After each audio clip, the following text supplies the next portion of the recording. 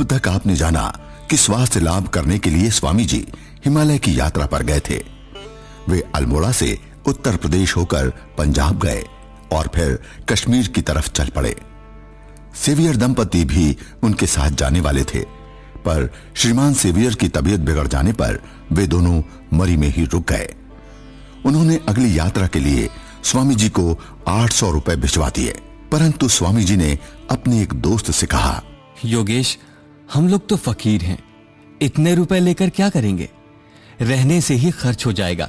इससे अच्छा होगा कि आधा ही लेकर बाकी लौटा दूं। इतने से ही मेरे तथा मेरे संगियों के भ्रमण का खर्च पूरा हो जाएगा। मैरी से तांगे पर सवार होकर 8 सितंबर को वे बारामुल्ला पहुँचे और वहाँ तांगे को छोड़कर तुरंत ही श्रीनगर जाने के लिए नाव में चढ़ गए। कई मायने में ये नौका भ्रमण बड़ा ही आनंददायी था। 10 सितंबर को श्रीनगर पहुंचकर वे लोग कश्मीर के मुख्य न्यायाधीश श्री ऋषिवर मुखोपाध्याय के घर अतिथि बने। मुखोपाध्याय महाशय ने अपने स्वभाव सुलभ अतिथि परायणता के चलते स्वामी जी के लिए हर प्रकार की सुविधा की व्यवस्था कर दी। इसी सुअवसर का लाभ उठाकर वहाँ के निवासियों ने भी उनके विद्वतापूर्ण, उदार और सरल वार्तालाप को सुनकर स्वयं को धन्य माना। 13 सितंबर को वे राजप्रसाद देखने गए। वहां 2 उच्च पदस्थ राज कर्मचारियों ने उनका सप्रेम स्वागत किया और उनमें से एक डॉक्टर मित्र ने उन्हें बताया कि राजा के भाई तथा सेनापति राजा राम सिंह अगले दिन उनका दर्शन पाने के उत्सुक हैं। तदनुसार अगले दिन उन्होंने महाराजा के भाई राम सिंह के साथ भेंट की। महाराजा उस समय जम्मू में थे। राम सिंह ने स्वामी जी के प्रति समुचित सम्मान प्रदर्शित करते हुए उन्हें कुर्सी पर बैठाया और स्वयं मित्रों एवं कर्मचारियों के साथ नीचे बैठे। वहां पर स्वामी जी ने धर्म, हिंदुओं की विभिन्न समस्याओं और उनकी उन्नति के उपाय के विषय में 2 घंटे तक महत्वपूर्ण तथा मनमोहक चर्चा की। इस पर मुग्ध होकर राम सिंह ने कहा कि वे भी स्वामी जी की योजनाओं को रूप देने में यथासाध्य सहायता करने को प्रस्तुत हैं। श्रीनगर के अनेक साधु, पंडित, विद्यार्थी, राज कर्मचारी और जिज्ञासु लोग स्वामी जी के व्यक्तित्व से आकृष्ट होकर उनके निवास स्थान पर आया करते थे। प्रातः और संध्या के समय प्रायः ही धर्म चर्चा और उसके बाद संगीत आदि होता था। शंका समाधान के लिए आने वाले अधिकांशतः काश्मीरी या पंजाबी लोग होते थे, इसलिए चर्चा हिंदी या अंग्रेजी में हुआ करती थी। सभी आगंतुक उनसे वार्तालाप करके संदेह मुक्त एवं खुश लौटते थे। एक बार आने से ही किसी का जी नहीं भरता।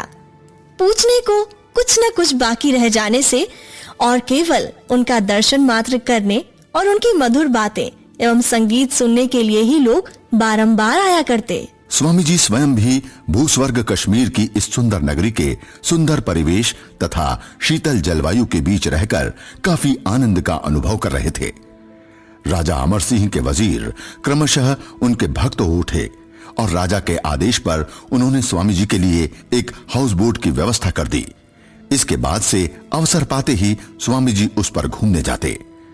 नैसर्गिक सौंदर्य का भंडार कश्मीर में झील के सतह पर नाव में निवास तथा भ्रमण करने में सचमुच अपना एक अलग ही माधुर्य था। बीच में स्वामी जी नौका में सवार होकर आसपास के स्थानों का भ्रमण भी करने जाते तथा बाजार में घूमते तथा कश्मीरी वाद्य संगीत या गाने, कंठ संगीत सुनते।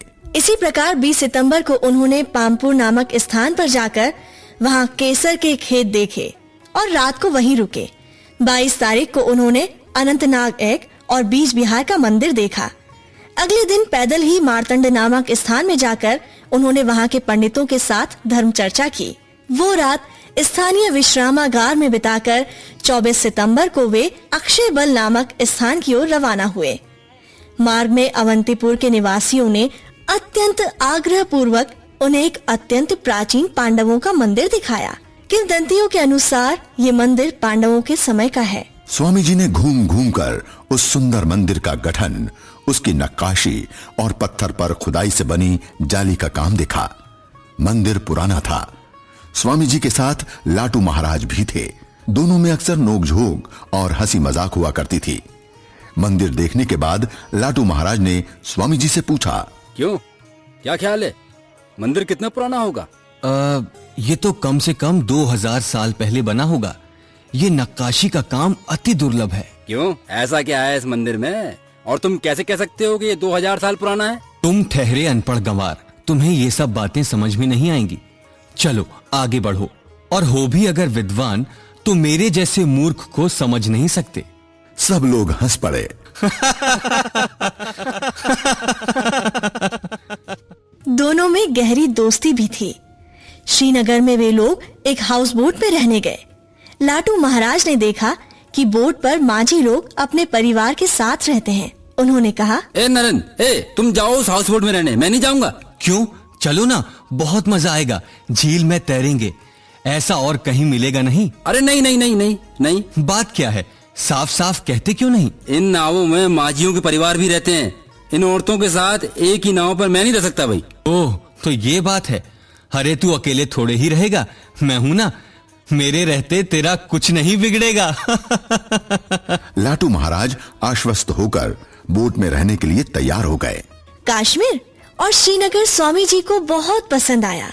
उन्होंने लिखा है, इस प्रदेश की जो प्रशंसा सुनने में आती है वो सत्य है। इतना सुंदर स्थान दूसरा नहीं है, और लोग भी देखने में सुंदर हैं। यहाँ के सौंदर्य की सब बातें लिखकर क्या होगा। मेरी समझ में यही एकमात्र स्थान योगियों के अनुकूल है। मैंने काफी भ्रमण किया है, परंतु ऐसा देश मेरे देखने में नहीं आया। वहाँ के सौंदर्य पर मुग्ध होकर भी स्वामी जी लिखना नहीं भूले कि कश्मीर के लोगों का जीवन स्तर काफी नीचा है। पर हाँ, पूरे भारतवर्ष के संबंध में भी यही बात कही जा सकती है। पत्र में लिखित अन्य ज्ञातव्य बातें ये हैं कि स्वामी जी ने कश्मीर के द्रष्टव्य स्थानों के अवलोकन और शारीरिक स्वास्थ्य में सुधार हेतु 1 महीने तक पानी में भ्रमण करने का संकल्प किया था। कश्मीर में उनके संगी थे सदानंद, कृष्णलाल और लाटू निरंजन, दीनू और खोका। उन्होंने निश्चित किया था कि पहाड़ से उतरते ही वे दल के परवर्ती 4 लोगों को कलकत्ता वापस भेज देंगे, क्योंकि उन लोगों के द्वारा यहाँ पर कोई कार्य संभव नहीं है। बल्कि 20-25 दिन के भीतर शुद्धानंद, सुशील और हरि प्रसन्न को उन्होंने अंबाला भेज देने को लिखा था। इस समय राजा साहब यहाँ मौजूद नहीं हैं। उनके मंझले भाई सेनापति यहाँ हैं। उनकी व्यवस्था में एक व्याख्यान का आयोजन चल रहा है। जैसा होगा बाद में लिखूंगा। 2 दिन के अंदर यदि हो तो मैं ठहरूंगा, नहीं तो भ्रमण करने निकल पड़ूंगा। सेवियर मेरी में ही है। टांगों के झटकों से उनका शरीर बड़ा ही अस्वस्थ हो गया है। कश्मीर सरकार ने अपना एक बजरा मुझे उपयोग करने को दिया है। ये काफी सुंदर तथा आरामदायक है।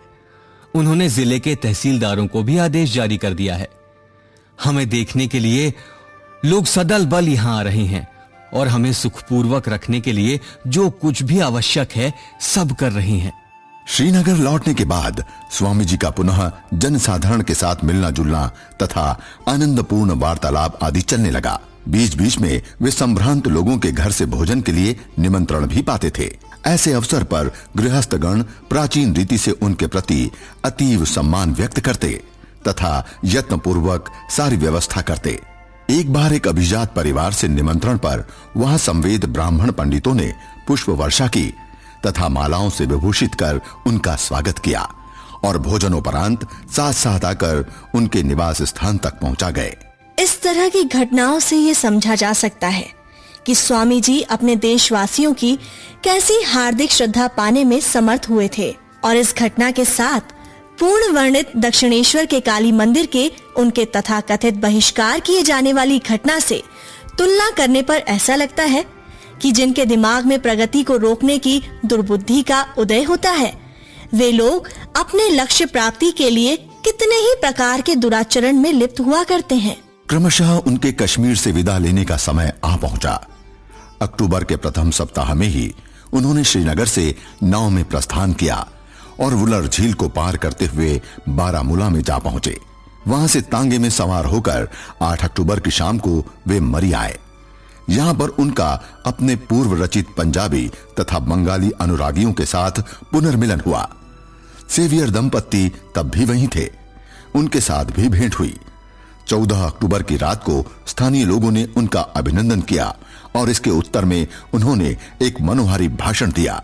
उस समय वे निवारण बाबू के मकान पर ठहरे थे और सभा भी वहीं हुई थी। मरी से 10 अक्टूबर को अपने पुत्र द्वारा उन्होंने ब्रह्मानंद को सूचित किया था कि हरिप्रसन्न संभवतः शीघ्र ही अंबाला पहुंचेंगे, क्योंकि सेवियर यथाशीघ्र हिमालय में पूर्व कल्पित आश्रम की स्थापना करने को उत्सुक हैं। भूमि चयन और गृह निर्माण आदि विषयों में हरिप्रसन्न महाराज को विशेष अनुभव था। पहले वे एग्जीक्यूटिव इंजीनियर रह चुके थे। उसी पत्र में श्री माता जी को 200 रुपए भेजने का अनुरोध भी है। उसी दिन एक अन्य पत्र में वे स्वामी अखंडानंद को एक अनाथ आश्रम स्थापित करने के लिए उत्साहित करते हुए लिखते हैं, मुसलमान लड़कों को भी लेना होगा, परंतु उनके धर्म को नष्ट मत करना। हिंदू, मुसलमान, ईसाई आदि सभी जातियों के लड़के लो, परंतु प्रारंभ में धीरे धीरे, अर्थात उनके खाने पीने की थोड़ी अलग व्यवस्था हो और धर्म की जो सामान्य बातें हैं वही उन्हें सिखाना। स्वामी जी के मन में उन दिनों कश्मीर में एक केंद्र स्थापित करने की इच्छा भी थी। श्रीनगर के 1 अक्टूबर को मार्गरेट नोबल को लिखित उनके पत्र में है, तुम्हारे समक्ष में कश्मीर का वर्णन करने का प्रयास नहीं करूंगा। इतना ही कहना यथेष्ट होगा कि केवल इस भूस्वर्ग के अलावा कोई भी प्रदेश छोड़कर आने में मेरा मन दुखी नहीं हुआ।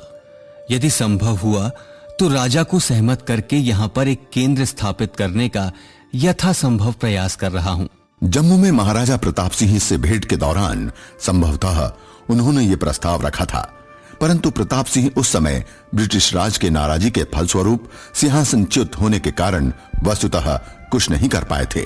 उत्तर पश्चिमी भारत के अन्य स्थानों में भी उनकी केंद्र स्थापित करने की इच्छा थी और इसके लिए उन्होंने आलम बाजार मठ से सन्यासी तथा ब्रह्मचारियों को पंजाब एवं राजपुताना में बुलवाया था, परंतु उनके जीवन काल में कहीं भी केंद्र स्थापित नहीं हो पाया।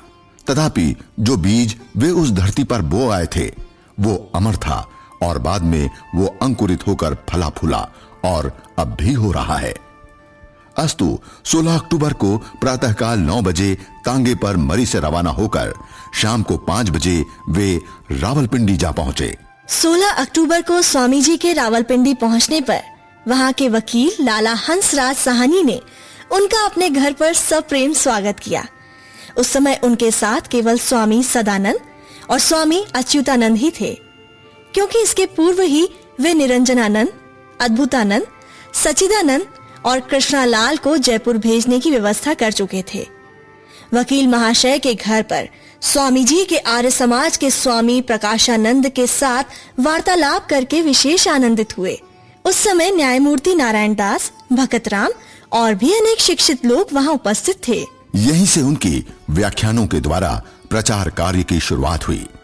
रावलपिंडी में 2 दिन बीतते ही 17 अक्टूबर को शाम 5 बजे श्रीयुत सुजन सिंह के मनोरम बागीचे में उनसे व्याख्यान देने का अनुरोध किया गया। न्यायमूर्ति नारायण दास के प्रस्ताव तथा लाल हंसराज के अनुमोदन पर सुजन सिंह सभापति बने। सभा में लगभग 400 श्रोता आए थे और स्वामी जी ने 2 घंटों तक हिंदू धर्म पर एक सुदीर्घ, बुद्धितापूर्ण तथा प्रेरक व्याख्यान दिया। स्वामी जी ने अपने वक्तव्य विषय की व्याख्या तथा समर्थन करते हुए वेद आदि ग्रंथों से अनेक उद्धरण दिए और कभी वे वीर मुद्रा में आत्मा की अनंत महिमा तथा सर्वशक्तिमत्ता का उल्लेख करके श्रोताओं के हृदय में महातेज एवं शक्ति का संचार करने लगे, तो कभी सामाजिक कपटाचार के विरुद्ध कठारे व्यंगों का प्रयोग करते हुए श्रोताओं के बीच हास्य की धारा बहाने लगे। सभा में उपस्थित एक अंग्रेज भक्त ने बाद में बताया था, मस्तक पर तथा गले में फूलों की माला से सुशोभित स्वामी जी अपने अभ्यास के अनुसार कभी मंच पर टहलते तथा कभी पत्र पुष्प व मालाओं से मंडित एक खंबे का सहारा लेकर व्याख्यान दे रहे थे। गैरिक वस्त्रों तथा कमरबंद से भूषित होकर उस समय वो किसी यूनानी देव मूर्ति के समान लग रहे थे। फिर पगड़ी पहने अधिकांश श्रोताओं के जमीन पर बैठे रहने और डूबते सूरज की लालिमा से पूरा दृश्य अद्भुत सुंदर हो उठा था। इन दिनों स्वामी जी प्रचार कार्य में कितने व्यस्त थे, इसकी झलक देने के लिए हम स्वामी अच्युतानंद की डायरी से कुछ अंश सुनाते हैं। अरे 17 अक्टूबर को हंसराज का मकान प्रातः काल आगंतुक सज्जनों के साथ चर्चा, तदुपरांत भोजनार्थ छावनी में निमाई बाबू के घर गमन, वहां एकत्र बंगाली लोगों के साथ वार्तालाप और लगभग 3 बजे वहां से लौटे। हाँ, अरे थोड़ा विश्राम करने के बाद व्याख्यान देने के लिए सृजन सिंह के घर उद्यान में गमन किया और भाषण के बाद निवास स्थान पर वापस लौटकर एक व्यक्ति को उन्होंने साधन रहस्य पर उपदेश दिया और रात को भगतराम की कोठी पर निमंत्रण था और साथ में न्यायाधीश प्रकाशानंद हंसराज भी गए और वहां भोजन किया और वहां से रात 10 बजे अपने निवास स्थान पर लौटे। रात के 3 बजे तक प्रकाशानंद के साथ चर्चा की। उन दिनों की घटनावली हमें विभिन्न लोगों के संस्मरण और डायरियों से पता चलती है। रावलपिंडी में वे कई दिनों तक रुके और विभिन्न कार्यक्रमों में हिस्सेदारी की। उनके अगले कुछ दिनों का कार्यक्रम ऐसा रहा। 18 अक्टूबर के दिन प्रातःकाल भी राय नारायण दास, बाबा क्षेम सिंह के पुत्र और प्रकाशानंद के साथ चर्चा हुई। आहार के उपरांत विश्राम करने के बाद उन्होंने बताया कि पिछले दिन से उनके सिर में दर्द है और इस समय काफी बढ़ चुका है। फिर भी वे हंसते हुए ही बातें करते रहे। बाहर के लोग कुछ समझ ही न सके। संध्या के पूर्व उन्होंने जज साहब और क्षेम सिंह के पुत्र द्वारा लाई गई बग्घी में भ्रमण किया। रात में उन लोगों के साथ ही भोजन किया और आर्य समाज एवं मुसलमानों के संबंध में अनेक शंकाओं का समाधान किया। रात के 11 बजे वे अपने निवास स्थान पर लौटे। 19 अक्टूबर को प्रातः काल उन्होंने सेवियर दंपत्ति के निवास पर जाकर उन लोगों के साथ बातचीत की। बाद में प्रकाशानंद के साथ स्थानीय बंगाली लोगों के द्वारा प्रतिष्ठित काली बाड़ी में जाकर प्रसाद ग्रहण किया और भोजनोपरांत एक सिख सज्जन के साथ काफी देर तक धर्म चर्चा की। इस चर्चा के दौरान अनेक बंगाली सज्जन भी उपस्थित थे। संध्या के बाद उक्त काली बाड़ी में ही स्थानीय प्रवासी बंगाली लोगों की एक छोटी सी सभा में स्वामी जी ने स्वदेश के कल्याण के उपायों के विषय में अनेक मनोहर उपदेश दिए। रावलपिंडी में उनके इस प्रवास के सुयोग से अनेक लोग हंसराज के मकान अथवा सेवियर दंपत्ति के निवास स्थान पर उनसे मिलकर वार्तालाप करते तथा उनके उपदेश सुनकर कृतार्थ हो जाते। ऐसे प्रसंग उठने पर स्वामी जी को समय का बोध नहीं रह जाता था और अन्य लोग भी बाकी सब कुछ भूलकर उनकी बातें सुनते रहते। इसीलिए ये बैठक काफी लंबी हुआ करती थी। इनके बैठकों के दौरान कुछ भावुक लोगों के अजीब व्यवहार भी कभी-कभी दिख पड़ते थे। रावलपिंडी से प्रस्थान के दिन 20 अक्टूबर मध्याह्न भोजन के पश्चात वे कुछ जिज्ञासुओं तथा मित्रों के साथ वार्तालाप कर रहे थे कि उसी समय एक बंगाली सज्जन के अनुरोध पर स्वामी जी के एक गुरु भाई वहां एक फिटन गाड़ी लेकर आए और बताया कि वे सज्जन बीमार हैं तथा स्वामी जी का दर्शन करने के इच्छुक हैं। हाँ, चलो भाई, माफ करना, मुझे जाना होगा। चलो, कहाँ चलना है? प्रकाश, तुम भी चलो।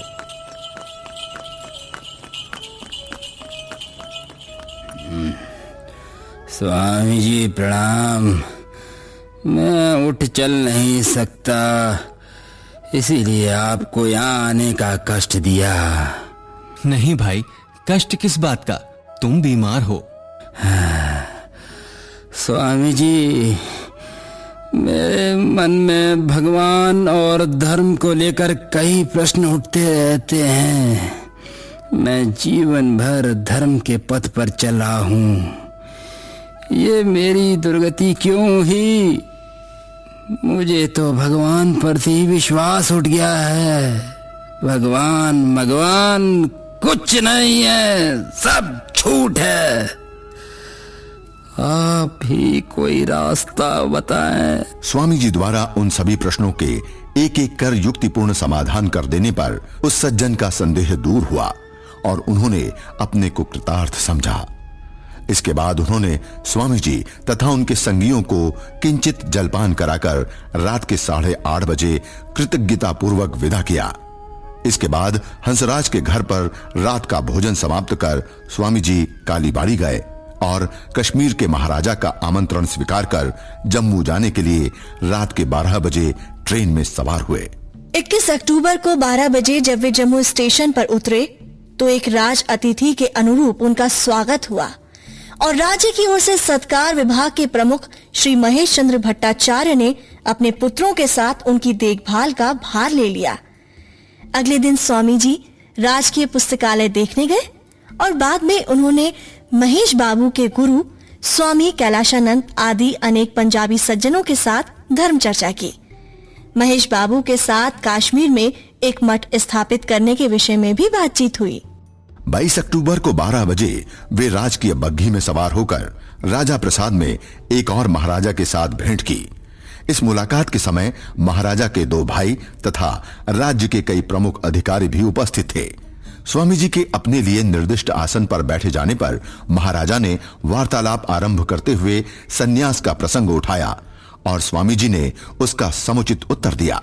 क्रमशः भावीनाचार तथा निरर्थक अनुष्ठानों की बात उठी और स्वामी जी ने अकाट्य युक्तियों के आधार पर बता दिया कि किस प्रकार भारतवासी धर्म के मूल तत्वों के प्रति अज्ञानी रहकर केवल बाहरी क्रियाकलापों से चिपके रहने के कारण क्रमशः अपना बल, वीर्य एवं स्वतंत्रता खो चुके हैं और लकीर के फकीर होकर अंधविश्वासों को धर्म के आसन पर स्थापित कर सैकड़ों वर्षों से दूसरों का दासत्व स्वीकार कर बैठे हैं और उसमें पिसे जा रहे हैं।